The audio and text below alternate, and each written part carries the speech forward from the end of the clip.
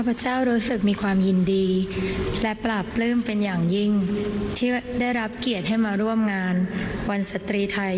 ประจำวันที่ 1 สิงหาคม พุทธศักราช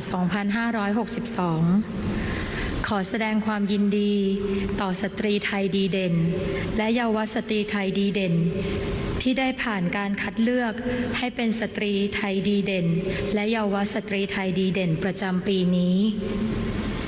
ข้าพเจ้ามีความตั้งมั่นที่จะสนองพระเดชพระคุณพระมหากรุณาธิคุณในการสืบสารรักษาและต่อยอดพระราชปณิธานแห่งสมเด็จพระนางเจ้าสิริกิติ์พระบรมราชินีนาถพระบรมราชชนนีพันปีหลวงเหมือนดังที่พระบาทสมเด็จพระเจ้าอยู่หัว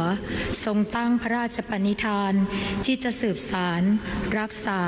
และต่อยอดและแผ่ขยายพระบารมีแห่งสมเด็จพระบรมชนกนาถและสมเด็จพระบรมราชชนนีขอให้ทุกท่านณที่นี้โปรดร่วมมือร่วมใจและเป็นกำลังร่วมกับข้าพเจ้าในการเผยแผ่สายทานแห่งพระบารมีสู่การพัฒนาสตรีที่ยั่งยืนเหมือนดังที่ท่านได้ตั้งแนวความคิดของการจัดงานในปีนี้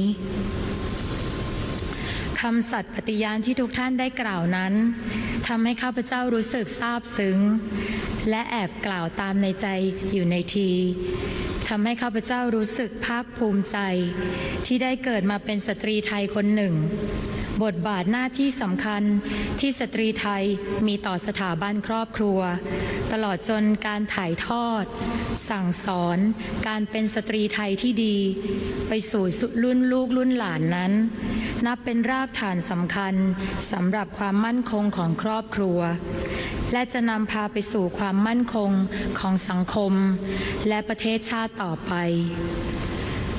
ขออำนาจคุณพระศรีรัตนตรัยและสิ่งศักดิ์สิทธิ์ทั้งหลายรวมทั้งพระบารมีแห่งบูรพมหากษัตริยาธิราชแห่งพระบรมราชจักรีวงศ์จงปกป้องคุ้มครองให้ท่านทั้งหลายมีความสุขความเจริญโดยทั่วกัน